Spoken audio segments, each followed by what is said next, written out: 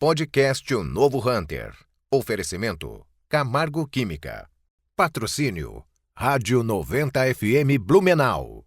Apoio Link Comercial, Casa Design, Spirit Energia, Equal e Prodaux.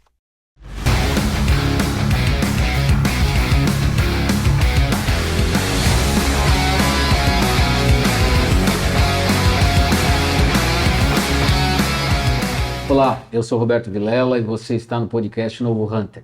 Nosso projeto, desde o momento da sua concepção, tinha como objetivo principal trazer para a nossa mesa de reuniões profissionais que fazem a diferença nos seus mercados. E hoje a gente faz isso novamente, né, DJ? É isso, a gente vai conversar com a Hannah, da Stuttgart Artigos Finos, que é uma empresa muito legal, com produtos incríveis. Hannah, muito obrigado por ter aceito o nosso convite.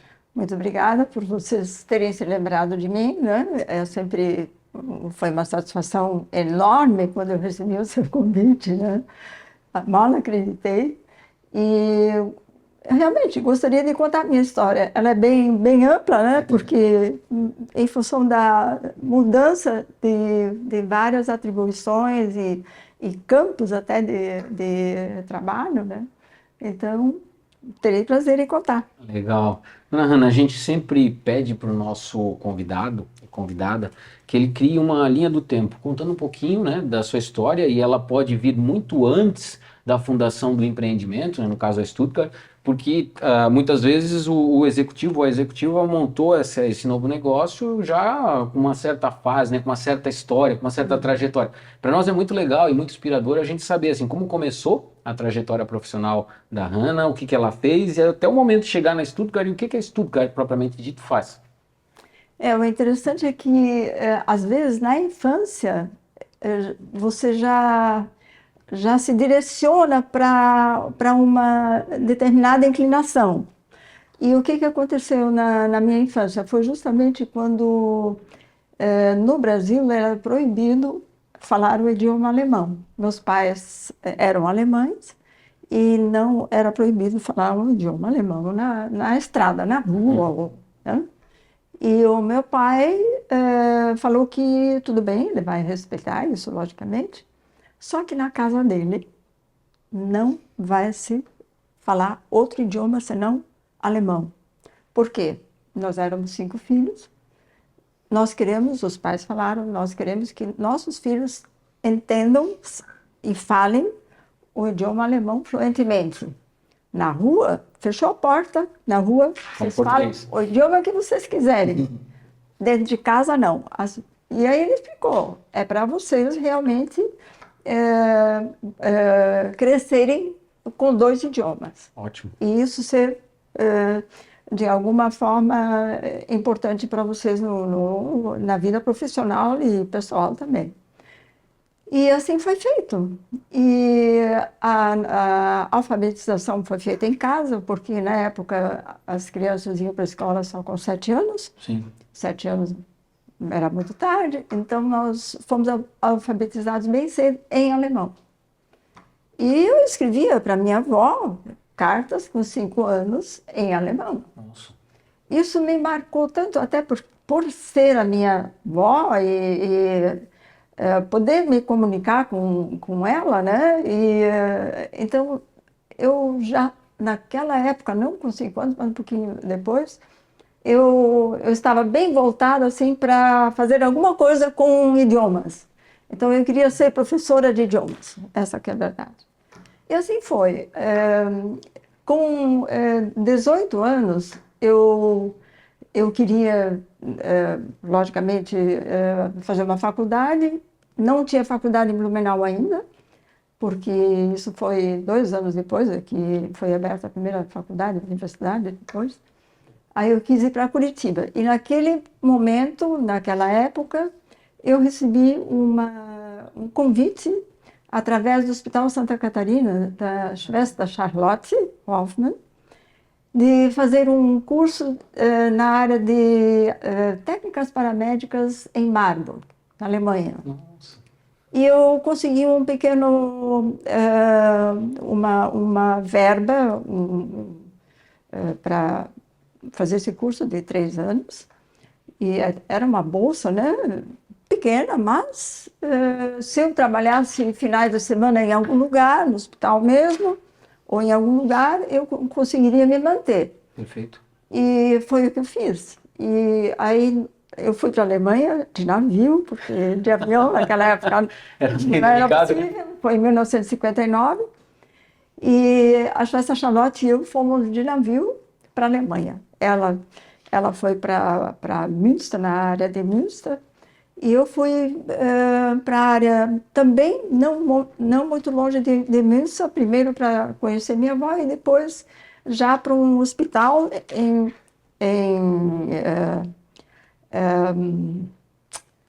Berleburg. E fiz o treinamento lá, que era 6 meses de treinamento na área de auxiliar de enfermagem, para poder entrar no curso aquele em Marburg. Então tinha certas exigências, era alemão fluente, tinha que ter esse treinamento nessa área de enfermagem, tinha que saber estenografia, porque computador não tinha, era estenografia para Escrever rapidamente. para acompanhar as aulas e tal, e datilografia e tudo isso nesse primeiro meio ano, 8 meses, 9 meses que foi, eu fiz para entrar nesse curso. Então, foram 3 anos muito, muito bons, muito desafiadores, né? Porque o curso era anexo à Faculdade de Medicina e o alemão, que eu falava alemão, escrevia alemão, só que, claro, era diferente. Sim, perfeito. Não era um alemão técnico, né?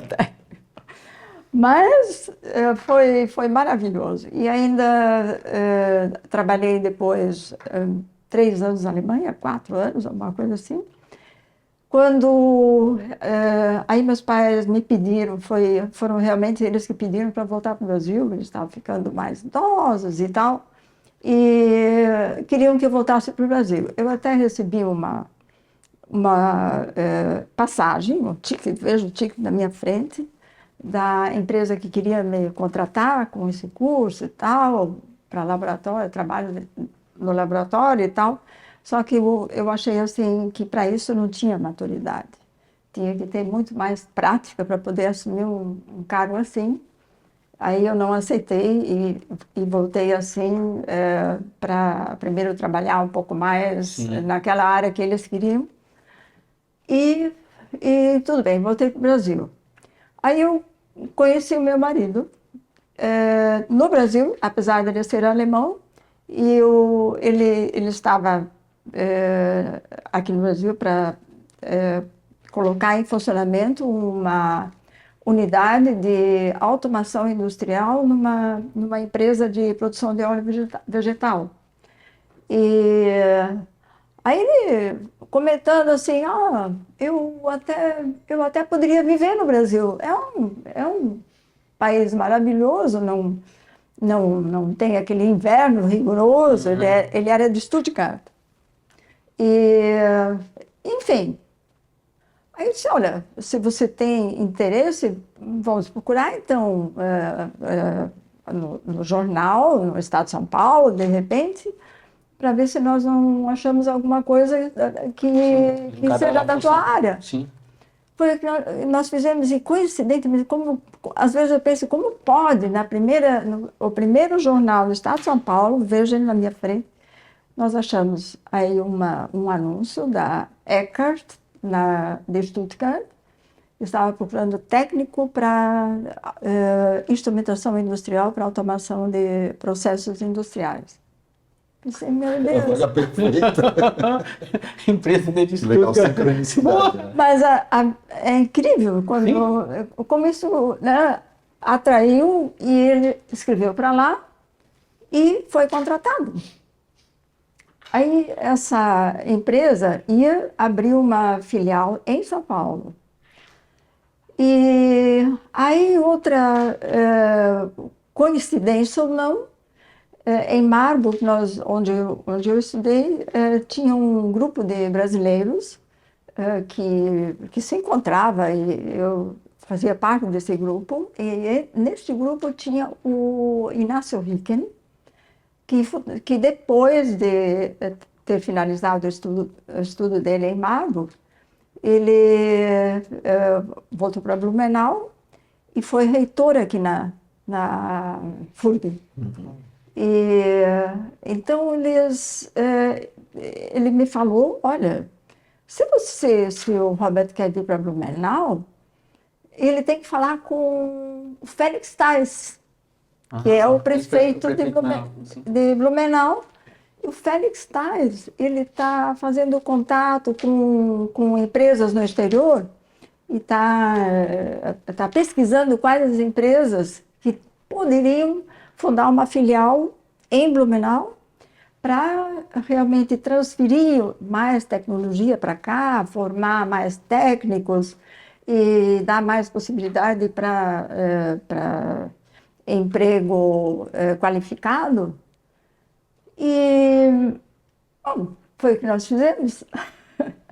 Eu conheci o Felix Thais já da época, mas assim, né, era prefeito, ele não era prefeito naquela época, mas sempre foi uma pessoa que se distinguiu muito, né?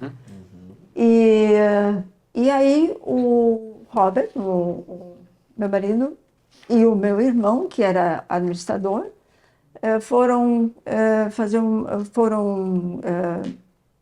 na Associação Comercial de Blumenau ver todas as possibilidades, como faz a transferência de uma tecnologia e tudo foi com a área fiscal da Associação Comercial. Vocês devem conhecer o Olímpio Moritz, foi na época o fiscal ali na área, a pessoa responsável para a área fiscal da associação. E foi realmente ali que deram todas as instruções como fazer, como se deve cuidar, quem vai fazer o contrato social e tudo mais. Isso foi tão importante, essa assessoria da CIB, naquela época, foi em 1974, que a gente tem que imaginar, né? Como determinadas instituições são importantes durante tantos anos, né? E aí a Contaf, que era a empresa que o Olímpio Moritz tinha, foi a empresa contábil que nos assessorava durante a Eckert, e foi uma empresa que durou 17 anos, e até que por uma, digamos assim, evolução tecnológica, ela não seguiu o ramo, até seguiu o ramo, mas foi vendida por um grupo americano. Isso aconteceu quando a instrumentação pneumática e mecânica, né, foi substituída pela eletrônica. Sim. E essa empresa de Boston, essa empresa americana de Boston, eles eram totalmente voltados para esse ramo eletrônico de automação industrial. A Eckert era especializada para a indústria mecânica.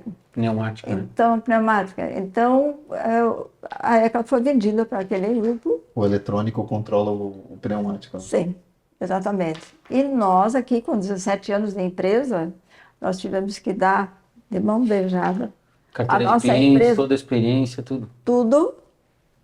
todo o nosso caixa, que isso aí foi uma coisa assim que até hoje eu penso assim, como é que, né, quando a gente tem um caixa bom, como é que pode ter acontecido que a gente tem, né, teve que fazer isso, porque a empresa foi vendida, pronto, todas as filiais eram uma empresa multinacional, uma pequena multinacional, na verdade, mas todas as filiais foram vendidas aqui também. Né?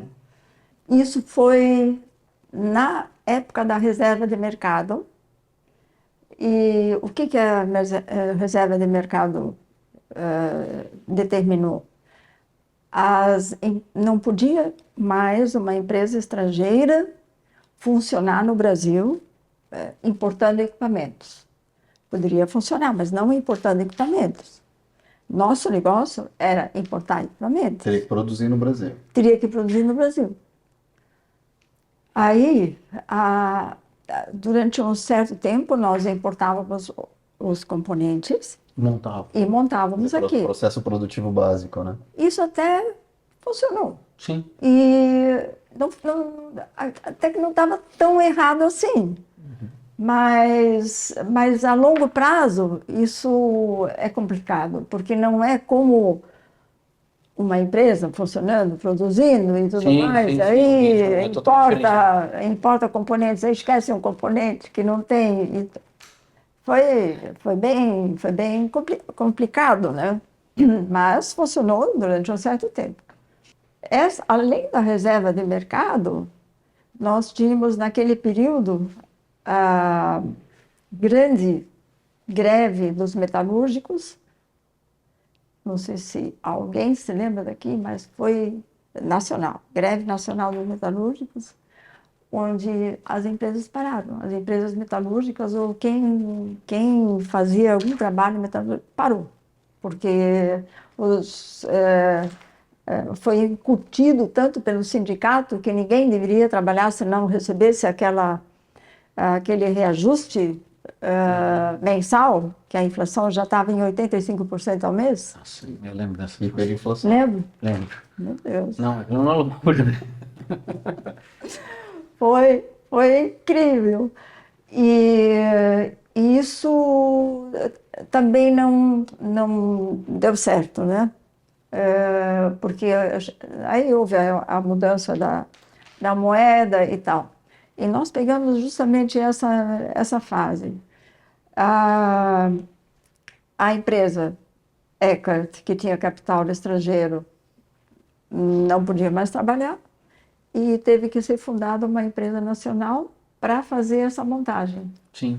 Também foi feito, durou um certo tempo, até que todas essa montagem e tudo mais se tornou muito, muito complexo, né? Uhum. E a empresa já foi vendida aí por outras razões também, né? Para essa empresa de Boston dos Estados Unidos. Começou a inviabilizar o negócio.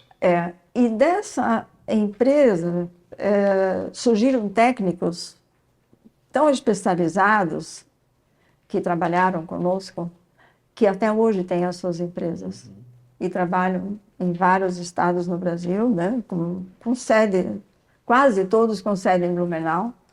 E de forma, eu sempre penso assim, mesmo que a empresa não teve segmento, mas o que deixou Sim, o legado, para as né? pessoas, o legado foi muito importante.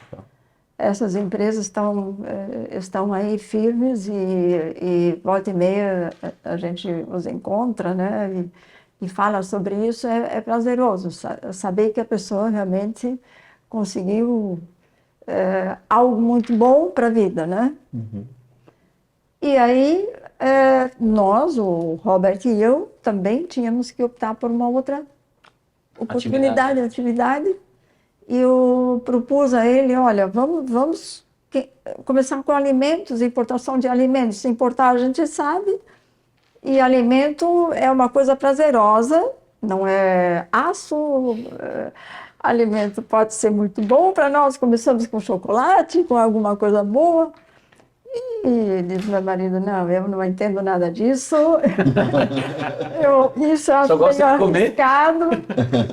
E primeiro não estava muito afim. Daí eu convenci para a gente fazer e disse assim, tá, tudo bem, até você ter tua sócia, só que eu não vou te ajudar no negócio.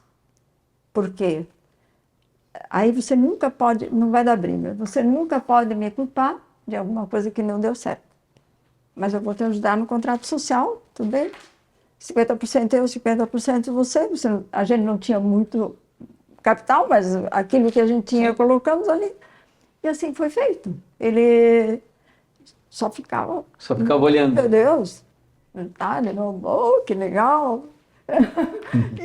Fazia os comentários, Mas assim, realmente, né? Porque no início tinha que embalar tudo, Sim. era trabalho braçal também, né? E como foi encontrar os fornecedores fora do Brasil? Você já tinha esses? Olha, isso é uma boa pergunta. A gente acionou, primeiro, como nós éramos, eu tinha morado 10 anos na Alemanha e meu marido era alemão, a gente sabia quais os produtos... O que que era bom? O que é bom. Sim, com certeza. Aí eu acionei minha prima, que pediu, nos mandou os endereços, porque a gente não tinha os produtos, não tínhamos... Não tinha internet. Não tinha Antes internet. da internet, exatamente. Pois é, Isso é importante, não tinha tinha, internet, né? Não tinha tinha. como ter acesso a isso. Não. Aí quem ajudou foi também o antigo diretor da Eckert, a esposa dele, nos ajudou Que bastante. legal. E assim foi, a gente foi encontrando os endereços e aí nós escrevemos para lá.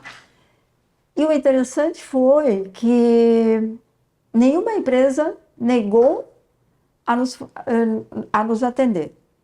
Isso foi algo impensável. Hoje em dia, não, nós já temos, né, A, B, C, claro, nós estamos numa outra época também. Mas mesmo assim, aí nós trouxemos chocolate, foram sem conhecer como se transporta chocolate Para de um país para tropical. outro. E para um país tropical. Sim, sim. Que loucura. Aí foi uma loucura. Não deu certo. Aquela primeira importação, mas também não foi um container inteiro, foi um lote pequeno. Teste. Sim. Aham. Mas salsichas e pães. Esses 3 produtos porque foram produtos que a gente trazia na mala quando a gente voltava no Brasil. Ah, legal. Começamos por aí. Sim. E aí, a fábrica de chocolate até hoje nos fornece, não só para nós, tem outros importadores grandes também aqui no Brasil, mas até hoje nós temos dessa fábrica de chocolate, das salsichas, até hoje nós temos salsicha deles, só que hoje são salsichas com carne vegetal, porque animal não tem mais condições, nós temos aí restrições não, são restrições do Ministério da Agricultura Sim. que não... Do mapa. Para importação. Para importação de carne. Que torna inviável, Sim. não é mais viável. Então trabalhamos com carne vegetal, é outra coisa, é outro produto, mas já existe uma clientela que gosta de substituir para carne vegetal, não tudo, né? Não a carne 100% mais, mas é um produto novo que está se estabelecendo no Brasil com certeza. E os pães, nós temos pães integrais já há muitos anos, nesses anos todos, 31 anos praticamente. E são pães onde o grão é inteiro, ele não é moído, e o grão é cozido em grandes autoclaves antes de ser colocado na massa. Que o pão alemão é muito mais denso, né? Ele é bem denso. Você não pode comer tanto, você come menos. São pães com É fatias bom para fininhas, nós né? fazermos. Sim, dieta, academia. E isso agora foi fantástico. Com a nova rotulagem, que existe uma lei agora bem recente, de abril, que estabelece novas rotulagens para todos os alimentos.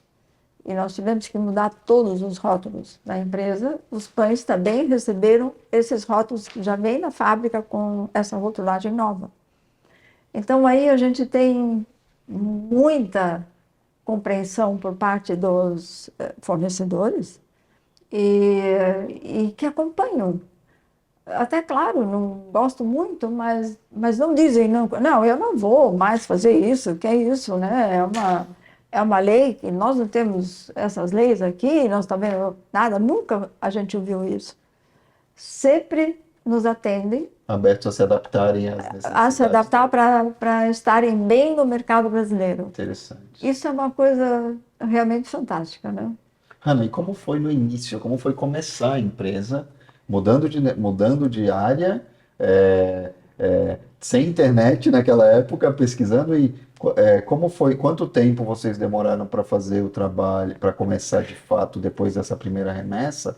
Conta um pouquinho esse início e até realmente ter a sede, né, ir para estruturar a empresa. Como foi esse comecinho? Isso é uma boa pergunta, porque isso é algo que a gente também se questionou na época. E aí nós, antes mesmo de abrir a Stuttgart, aí meu marido ainda estava discutindo junto com a gente, nós definimos o seguinte: a empresa vai ser quase que uma empresa logística, toda a parte tributária, a parte de vendas também, em parte, e RH, TI, tudo terceirizado, com empresas muito boas daquela área. Porque você não pode, não tem como estruturar uma nova empresa com todas essas áreas, não dá. Já, mesmo que a tributação na época era muito diferente, não era tão pesada Sim. quanto agora, mas a escrituração é complexa, você precisa de profissionais daquela área e esses profissionais têm o seu custo, né? Sim. E eu vi muitas vezes, não, mas isso não dá porque isso custa muito, e eu vou fazer. A gente recebeu muito esse tipo de comentário, mas isso você não tem como colocar uma pessoa que faz só o RH, outra pessoa que faz só a contabilidade. Ele daí não está especializado em tributação, ele faz a contabilidade, mas é Sim. diferente estar especializado em tributação e tal. E a gente seguiu isso aí, e novamente, através da Contaf, através do Olímpio Moritz. Ele tem essa empresa. Né? Então, ele tem especialistas na empresa dele para todas essas áreas. E trabalha com software que for melhor para o determinado assunto. São vários softwares das empresas daqui de Blumenau que atendem o escritório de contabilidade deles. E nós fazemos a parte de logística, vendas, atendemos os representantes. Tanto assim que a nossa venda, em parte, ela é feita pelos representantes nos devidos estados. Então é nacional hoje a venda da Stuttgart? É nacional? Nacional. É nacional. Em todos os estados nós temos clientes, né? E em parte do nosso centro de vendas, nós temos 5 mulheres que são vendedoras, que só trabalham... Aí vende televendas. Só fazem televendas, Fora ainda o atendimento presencial na loja física. Sim, isso ainda na loja, né? Isso é outro, se bem que, digamos, não é uma loja com esse movimento como se fosse um supermercado, porque nós não somos supermercado. Não, a proposta é outra. O tipo do mesmo é a empório. distribuição para o Brasil. Né? Sim, exatamente. O que nós distribuímos, nós temos ali para a pessoa comprar diretamente na nossa loja, se quiserem, né? E isso tá, eu acho que foi uma decisão boa naquela época de terceirizar os serviços complexos hoje, especialmente contábeis, né? É bem interessante, né? Somente perceber o quão visionários vocês foram, né? A senhora e seu marido, porque estamos falando de uma empresa de 31 anos, não é uma empresa muito antiga, mas ao mesmo tempo também não é uma empresa muito jovem. Optaram por fazer um movimento que na época era bastante desafiador, que é importar alimento de um outro país, e já de cara tiveram esse insight, nessa percepção de que assim, o que não agrega valor direto ao meu negócio, Sim. que é TI, são a parte contábil, Sim. fiscal e tal. Vamos terceirizar isso. Isso é muito interessante, porque a tendência, conforme a senhora falou, naquele momento era dizer o seguinte: o que é mais barato? Mais barato é eu fazer tudo aqui, então vou aprender um não, pouquinho, mas vou não. dar um jeito, eu arranjo assim meu sobrinho, que é o cara que mexe no TI. Sim, sim. E vocês não fizeram isso, muito pelo contrário, vocês foram atrás de especialistas e já montaram um negócio, mesmo que embrionariamente tivesse começado na sua casa, que nem a senhora comentou em off aqui pra gente, mas já montaram um negócio correto desde o princípio. Isso é perfeito, né? Sim. Isso é perfeito. É verdade. Eu até acho que hoje, uma das razões porque muitas empresas fecham muito cedo é que elas querem fazer tudo. Elas não têm Verdade. condições de fazer tudo. Não há condições. Alguém tem que fazer as vendas Sim. e estabelecer primeiro quem vai fazer as Se vendas. especializar, se responsabilizar e fazer acontecer, né? Exatamente. E tem uma outra pessoa, que eu não mencionei ainda, quando nós abrimos a Stuttgart, uma pessoa empolgadíssima desse projeto era meu filho, ele tinha 12 anos. Ele tinha 12 anos? Ele tinha 12 anos na época, mas uma empolgação tão grande, até pelos produtos, né? Que Sim, nós deve ser uma importamos. alegria, né? Ele vê aquilo tudo em chocolate. Aí, quando vinha a carga, a gente sabia o horário e tudo mais, ele convocou os vizinhos, porque naquela época tinha 5 rapazes da mesma idade na nossa rua, e eles nos ajudavam a descarregar. E o pagamento era chocolate. Que legal. Ainda bem que na época vocês não traziam cerveja. Já pensou essa gurizada querendo tomar Não, cerveja? na época não tinha. E hoje a Stuttgart tem uma infinidade de produtos além de chocolate, da salsicha e dos pães que são os originais, Sim. né? Como que hoje vocês buscam novos fornecedores e como é que tem sido esse crescimento da Hoje oferta? tem internet, né, dona Ana? Tem, mas por internet você não busca fornecedor, é difícil. Sim, Consegue, claro. Mas é difícil, não a longo prazo, porque nós vamos nessas feiras internacionais. Visita, né? É bem isso mesmo. E tem 2 feiras que são as maiores, digamos assim. A ISM em Köln, em Colônia, né? Que é a Feira Internacional de Doces, Süßwarenmesse, e a Feira Anuga, também em Colônia. E a Anuga, um ano é em Colônia, o outro ano é em Paris. E aí a gente vai um ano para Paris, um ano para Colônia. Essas feiras não pode omitir, tem que estar lá. Tem que Essa é estar uma parte lá. muito legal do trabalho, né? Ir para Com certeza. bem agradáveis e para fazer um trabalho bem agradável. Com certeza, com certeza. Isso aí, se você não for, quase que como um statement, eles não têm mais interesse. O Hipodaluno está aqui, então não tem interesse. Quer dizer, você é obrigado aí. Faz parte do negócio, né? Exatamente. A que não ser fazer que por presente. algum motivo muito forte você não possa, mas tem que ir. Porque quando a gente fala de artigos finos, especialmente no Brasil, o público é extremamente exigente, né? Sim, com certeza. Como que o público foi evoluindo ao longo do tempo? Como que a senhora percebe essa evolução do gosto, das escolhas, das opções? Você comentou um pouco já sobre a salsicha vegana, que é vegana, não, mas com a carne vegetal, né? É um exemplo de mudança. Fala mais um pouquinho sobre isso. Aí, quando nós entramos no estabelecimento onde nós estamos hoje, que foi em 1997, foi nessa época que o Ministério da Agricultura da Alemanha, através de uma organização chamada CMA, Central de Marketing da Alemanha, se habilitou no Brasil para fazer promoções de produtos alemães importados pelos importadores que estavam no Brasil naquela época. E isso foi feito durante uns 7 anos, mais ou menos. 7, 8 anos. Foi muito interessante. Aí, essa organização, ela dava suporte ao supermercado para fazer tabloides. O supermercado tinha a obrigação de cadastrar o que quisesse daquilo, claro, não era obrigado, mas alguma coisa ele tinha que cadastrar para poder fazer essa ação no determinado supermercado. É o JBP que a gente tem no varejo, né? Que é essa ação em participação. Sim, sim.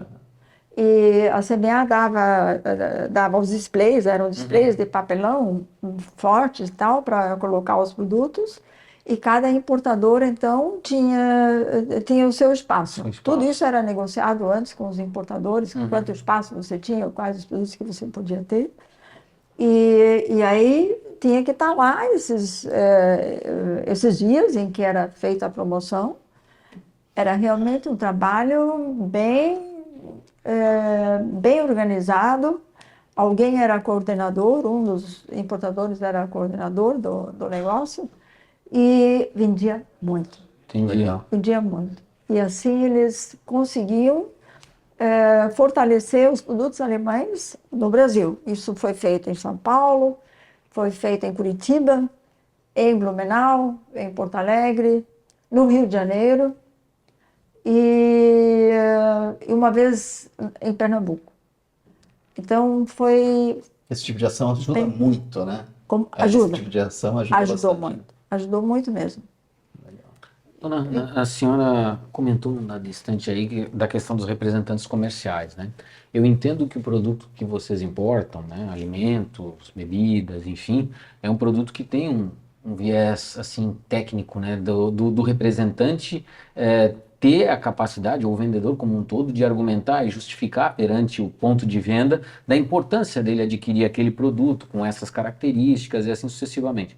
Como é que faz para capacitar, treinar esses profissionais que vão estar lá na ponta, né, representando a Stuttgart em qualquer praça no território nacional, para poder levar essa imagem? Porque eu que conheço a empresa já há um bom tempo, aqui em Blumenau, a gente sabe de todo o cuidado da senhora e de toda a equipe no detalhe. Mas não é tão simples assim fazer com que quem está lá na frente tenha a mesma percepção, o mesmo cuidado, a mesma atenção na hora de tratar com esse cliente que vai ser o varejista, né? Como é que é feito isso? Você tem que ter presença junto a esses varejistas. Isso é a primeira coisa, né? Além do representante, o varejista tem que conhecer o importador. Tem que conhecer a pessoa. Faz meeting online e com clientes e tal, né? Mas o representante, ele também tem que saber como ele vai falar. Ele tem que saber. Isso aí ele recebe da Stuttgart. Né? Isso é fundamental, porque senão... E amostras também, logicamente, né? Hoje acredito que a senhora não vá mais a campo junto com o representante, não sei se em algum momento foi ou se sempre foi o Frank. Eu acredito que no começo era a senhora, né? Não. Que fazia, né? O Frank começou com 12, então ele deve ter começado aí com 20 e pouquinho, né? Nossa, fui até promotora, comecei como promotora aqui, porque alguém tinha que fazer os... Aí no mercado, né? Aqui no Agora e tal. Se as atividades não essenciais estão bem cuidadas, a senhora vai e tem que fazer o dia a dia da mesma. Não, eu fui a vendedora, a promotora e tudo mais, né, no início. Eu acho que o dono ele tem que mostrar presença junto aos clientes, isso não tem nem dúvida. Não, isso é bem importante, né? Eu tenho quase certeza que o cliente, quando conhece, né, a fundadora da empresa, presente ali, acompanhando com todo o carinho lá, sei lá, em Pernambuco, em São Paulo, o valor percebido é completamente diferente. Sim. Nós fazemos, além de nós distribuirmos os produtos, agora, há já alguns anos, talvez uns 10 anos já, ou talvez até 12, não sei exatamente agora quando, uns 12 anos, nós vendemos também container fechado. Né? Porque as grandes redes... Perfeito. Elas querem comprar com... Elas vão fazer caixinhas aí, 10 caixinhas, não adianta nada, né? Então, a gente vende container fechado. Isso não vem para nós. Já vai direto para eles, né? Já vai direto para eles. Mas a gente negocia junto à fábrica e prepara a rotulagem, né? Porque a rotulagem no Brasil é algo muito, eu diria assim, É bem pensado, com certeza, às vezes exagero, Excesso excesso de exagero, complexo, né? muito complexo. Sempre os nossos fornecedores sempre dizem, não tem país que faça isso, né? Sim. Mas quando você vê o produto pronto e tem a rotulagem em português, faz sentido, porque você vê, se você tem interesse, você lê aí o que tem ali dentro, quais são os valores nutricionais e tudo mais, está tudo aí. Você nem pode mais vender sem isso. Sim. Isso aí tudo a gente prepara e o cliente recebe a mercadoria perfeito, pronta. Certo. Não precisa mais fazer nada. Isso é uma versão. Custa um pouco mais do que se ele recebe a mercadoria onde ele tem que rotular tudo. Sim. Isso também a gente faz. Daí nós preparamos o rótulo, Compete o a ele cliente colocar. precisa colocar e precisa mandar Mas imprimir. vocês preparam. Mas nós preparamos e nós não preparamos, digamos assim, sem assessoria especializada. Aí novamente entra a terceirização. Nós trabalhamos com uma empresa que é especializada em rotulagem Entendi. para qualquer produto e eles olham os nossos rótulos. E interpretam as leis que são difíceis de interpretar. Exatamente. Não, tem que ser, porque se você leva uma multa Sim. e, A multa e é muito uma... mais cara do que o trabalho de... Exatamente. Do que o trabalho de uma assessoria, né? Sim, sim, sim. E eu acredito também uma outra coisa, né? A senhora me corrija se eu estiver errado. Uma coisa que a gente percebe que nos últimos anos cresceu muito no Brasil, talvez isso também impacte os seus fornecedores na Alemanha e em outros países, são essas exigências com relação à validade de alguns produtos, né? Esses dias eu até...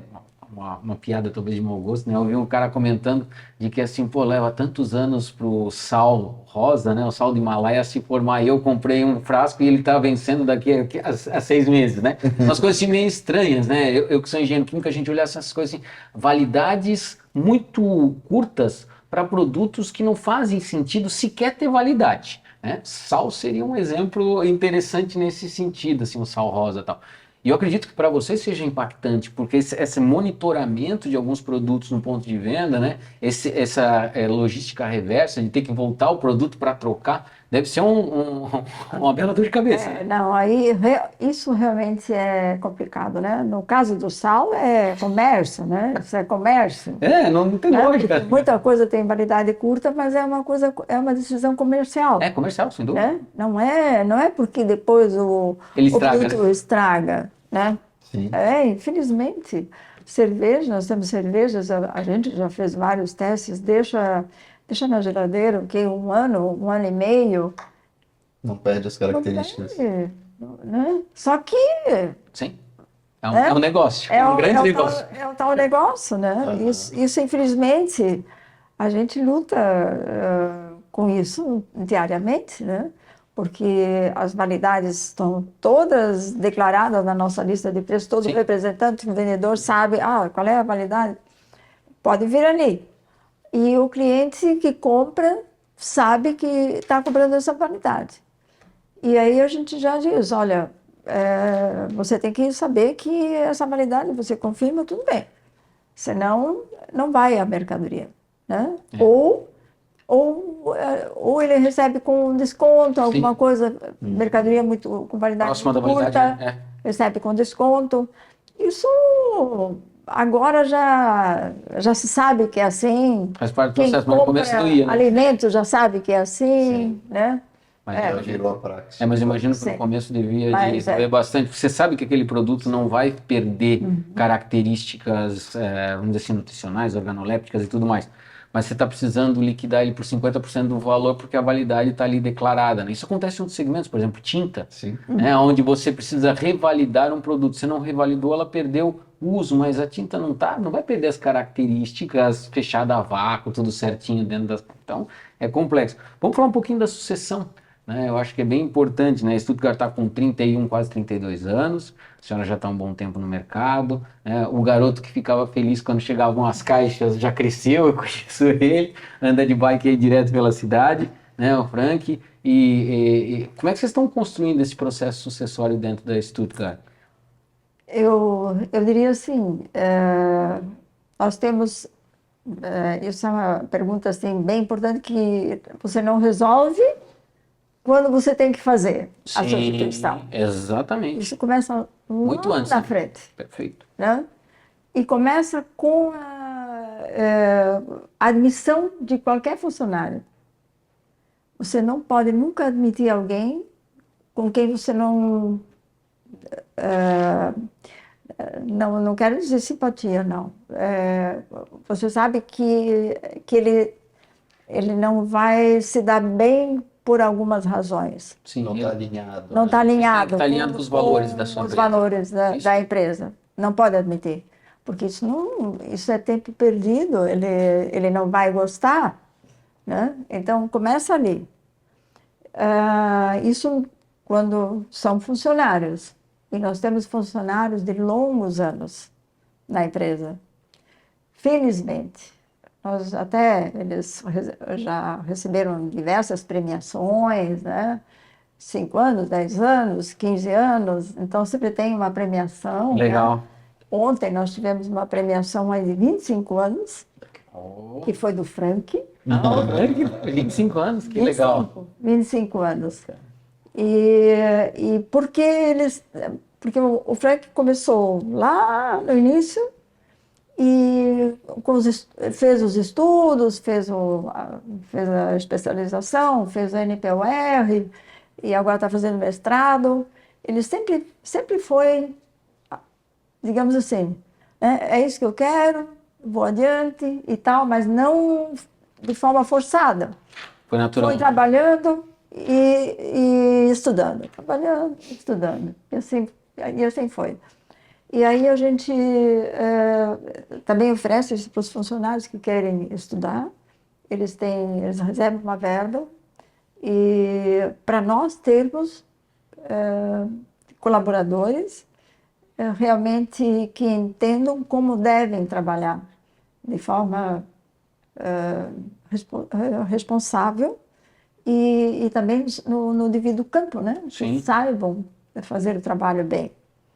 E isso eu acho que segura muito o funcionário, quando ele se sente seguro.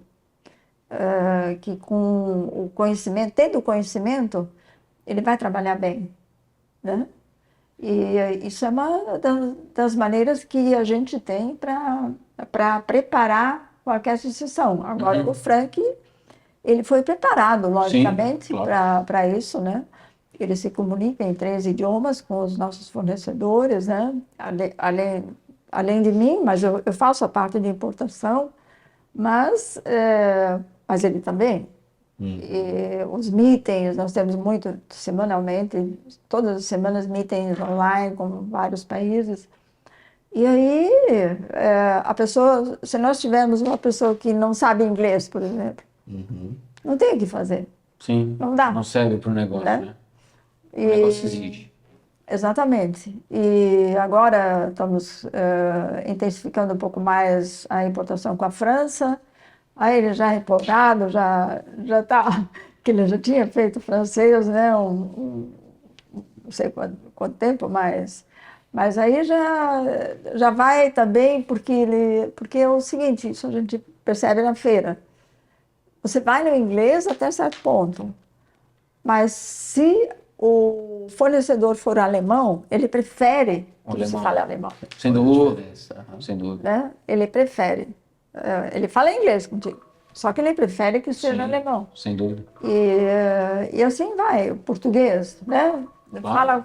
Fala com o pessoal de Portugal, fala inglês, não vai dar certo. Né? Sim, sem dúvida. Então é assim, então por isso os idiomas francês são... mais ainda, né? A senhora falando, o francês ele tem mais resistência ainda a falar num idioma que não seja o francês. Exatamente. Né? Isso realmente, por isso os idiomas são bem importantes. Lá, sim, né? Sem dúvida. Essa parte de sucessão ainda tem mais um ponto. A gente sempre acha que a pessoa que vai suceder tem que absorver tudo e sempre a pessoa que que vai estabelecer a sucessão, vai dizer, tu tem que fazer assim, tu tem que fazer assim. A pessoa só tem que absorver. Absorver e dar continuidade, né? Não é essa. É isso, né? Perfeito. Ela tem o seu estilo, né? É que, na verdade, quando você tem uma certa idade, você percebe que lá a pessoa que tem 30 anos a menos, 40 anos a menos, digamos assim, no meu caso, já tem uma outra vida de absorção tecnológica. Sim, sem dúvida. Especialmente no que diz respeito à internet, à TI no geral, que hoje É necessário, né? é tudo, né? Sim, é necessário. Meu Deus. E aí, as pessoas mais que vão preparar o sucessor, elas têm que absorver do pessoal jovem o que ela, na época, não precisou fazer. Perfeito. Isso é uma coisa que eu aprendi, mas realmente é uma coisa que eu nunca imaginava que ia acontecer assim, mas é assim. Sim. Porque nós temos aí, às vezes, tem um caso ali, 25, não chegou nos 30 anos ainda, mas tão rápida e boa em tudo que faz no computador. Né? Eu disse, vem cá, você pode me ensinar como é que faz isso aí? Né? Determinadas coisas. Então, a gente tem que ter a humildade para também absorver deles. Sim. Então, é uma via de duas mãos, né? É um caminho de duas mãos. Sim. É bem legal porque a gente entrevistou hoje é um dia que a gente acaba entrevistando várias pessoas, a gente conversou com o Dr. Humberto Tridapalho, da Cardio Prime, e ele estava comentando, né, do projeto 80 a mais da Cardio Prime, né? E na realidade o que isso tem a ver com a minha afirmação aqui? Hoje a nossa longevidade aumentou muito. Né? Então, a senhora está tendo a oportunidade, outros executivos que vêm aqui conversar conosco têm a oportunidade de ver assim, todo um processo do indivíduo estar trabalhando 50 anos no negócio e preparar o sucessor e acompanhar, às vezes, ter dentro da empresa, talvez a senhora tenha dentro da Stuttgart 3 gerações, né? 4 ou 5. Ou 4 gerações, né? Então, assim, uma pessoa que é um baby boomer, né? Que tem mais de 60, 70 anos de idade, né? Uma pessoa que é da geração X, que seria a minha, que tem 50 e poucos anos de idade, aí, de repente, alguém que nem o Frank, que seria uma geração Y, e aí a senhora deve ter alguém jovem, 25 anos, que a senhora falou, ou menos, que está ali. Então, assim, é desafiador para o executivo, porque ele está vendo assim, ele foi forjado, provavelmente, a ferro, pressão e pancada. Completamente diferente. Totalmente diferente. E hoje ele vê todo um movimento, e é muito legal o seu comentário, que é o seguinte, não tem nada de errado naquela pessoa ter essa capacidade, essa conexão tecnológica. Pelo contrário. Aí é que tá. Não tem nada de errado. Não tem que tentar trazer ela para o seu modelo. Não existe ciúme por eu não saber, digamos, e a pessoa saber. Não, ela tem que ter, tem que estar feliz em ter uma pessoa assim na empresa. Exato, e absorver né? E se complementar. Legal. E o presidente, ou o CEO, ou a diretora da empresa não tem, isso é um erro que alguns pensavam, né? E eu até durante um momento da minha carreira também pensava assim, a responsabilidade e a obrigação de saber tudo e ser o melhor em tudo. Pelo contrário, na realidade a senhora tem que ter a habilidade de trazer para a sua equipe pessoas que complementem algumas fragilidades no seu perfil e elas que façam isso. Né? Essa que é a realidade, não é a senhora que tem que fazer, muito pelo contrário. Isso é verdade. Ana, queria que a senhora comentasse sobre o perfil dos profissionais que a senhora gosta de ter na empresa, né, ao longo do tempo da Stuttgart, como que foi a construção do time, que tem gente com, né, muito tempo de casa, quais são as características mais relevantes e o que hoje a gente gosta desse profissional de hoje e do futuro que a gente vai chamar de um novo Hunter. Nós falamos muito da necessidade de ter um bom relacionamento entre as pessoas, porque se a equipe entre si não tiver esse relacionamento realmente amigável, respeitoso, não, dá um clima na empresa que não é saudável. Já tivemos épocas assim que a gente admite uma pessoa, acha que que ela vai gostar do trabalho e tudo mais, e depois a gente vê que não é bem a conduta que nós precisamos e gostamos dentro da empresa. Sim, não está alinhado. E às vezes a pessoa sai por si só, ou em casos bem raros a gente desliga, mas é raro. Então, o cuidado, novamente, na admissão tem que ser muito grande. Tem que ter afinidade, primeiro, para o negócio onde ela vai trabalhar. Isso aí, daí são feitos testes. E se ela vai realmente ter essa capacidade de se entrosar na equipe, né? Nós temos pequenas coisas que a gente faz, por exemplo, quando uma pessoa faz aniversário, nós juntamos uma verba. Quem quer ajudar, ajuda. Nem todos podem, nem todos ajudam, mas a maioria sim. Dá uma verba e a gente faz um presente. Então, a gente faz realmente presentes bem bonitos, depende da verba que se conseguiu juntar para aquele colaborador que está de aniversário. E o colaborador traz uma cuca, alguma coisa. Isso a gente tem feito e eu já tinha sugerido uma vez, vamos fazer só uma por mês, para juntar todos os aniversários do mês. Não. Porque Cada um quer o seu momento, né? cada um quer o seu momento. Perfeito. E cada um quer aquela sua sacola Separada. separada. É interessante, aquilo nós já fazemos há tantos anos e está implantado, não tem como tirar, né? Isso ajuda muito, No clima, né? porque se eu dou R$ 5, ou dou 2, ou dou 10, isso depende da pessoa. A pessoa pode dar o que quiser. E não é nem forçado, Sim. mas colaborar com aquela pessoa ali. Eu não gosto dele, não vou dar. Então, no início a gente tinha muito mais isso. Hoje já é difícil. Praticamente todo mundo colabora, né? É bem divertido. E são pequenas coisas que, digamos assim, alegram os momentos, né? É um exercício de empatia, né? E tem a de ver, empatia. tem a ver com o slogan da Stuttgart, né? Sim, sempre presente nos seus melhores momentos, né? Legal, muito bom.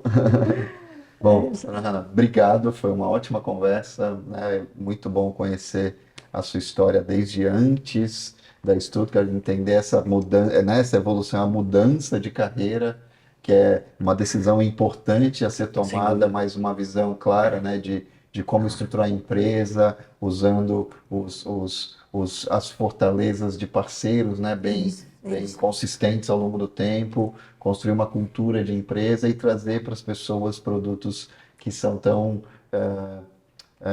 são artigos que são tão queridos, né? A gente, que trazem momentos agradáveis e muito bons, né? Obrigado pela sua história e parabéns. Obrigado mesmo. Eu que agradeço, né, a oportunidade. Foi uma surpresa muito grande ter recebido esse convite, né? E muito obrigada, realmente. Legal. Pessoal, vocês acabaram de acompanhar o episódio aqui do podcast com a Dona Hanna, da Stuttgart. Quero aproveitar, antes de finalizar, mandar um abraço para o Frank, né, um grande amigo, né, que está aí no processo de sucessão já com a Dona Hanna. Então, a Stuttgart perdurará por muitos anos, não tenho dúvida, né? Então, o rapaz é jovem, 30 e poucos anos, então nós vamos longe ainda com o Frank, vamos continuar tendo a oportunidade, né, de experimentar e degustar os produtos tão refinados da Stuttgart. É legal que você que está aqui acompanhando o nosso podcast preste atenção nesses detalhes, né? Como é importante você ter boas conexões, como é importante você saber o que é fundamental para o seu negócio, né? A necessidade do idioma que a Dona Hanna comentou, mais do que a importância de você ter essa determinação, né, no início da carreira de ir para a Alemanha, de estudar, de ficar longe da família por vários anos, se capacitar, ter oportunidade, de você saber a hora de virar o jogo, que é outra coisa bem importante, né? Porque às vezes você está com um negócio todo construído para um determinado caminho, né? E aí as coisas, o vento muda, né? E você precisa mudar a estratégia. E não precisa se abalar, se desesperar e achar que está tudo perdido. Muito pelo contrário, né? Aí a dona Hanna mostrando que teve uma oportunidade ímpar de criar algo naquela época inédito para a nossa região aqui em Blumenau e que perdura há muito tempo e é extremamente valorizado na cidade. As pessoas falam com muito carinho da Stuttgart. Isso é ponto claro aqui para nós. Então, continue acompanhando os episódios, compartilhe esse episódio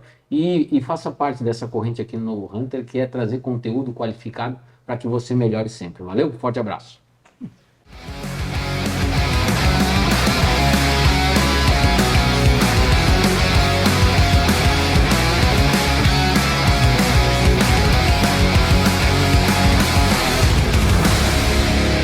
Podcast O Novo Hunter. Oferecimento Camargo Química.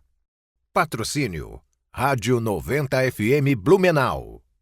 Apoio Link Comercial, Casa Design, Spirit Energia, Equal e Prodaux.